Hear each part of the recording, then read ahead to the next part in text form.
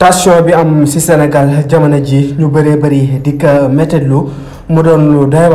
waar ci réewum Sénégal kan moo war a mën a joxe ab verdict bu xamante ne si ne day indi ak apaisement wala benn discours yaakaaruñ ci kenn ku dul président Macky Sall moom rek moo mën a indi dal kon nag ñëpp rek di bokk di ko ñaan mu wax rek ndax jàmm ak dal mën a egsiwaat ci réew mi di réewum Sénégal ndax ñu meeku nañ fi démb ay jàmmarloo yu métti dox ci manifestation yu ak way takk der yi ba ay bakkan di ci rot mu nekk lu ñëpp di méttitlu dikk naqarlu lool ci réew mi di réewum Sénégal kenn mësulee noonu xamee ci lu mel noonu mais nag mel ne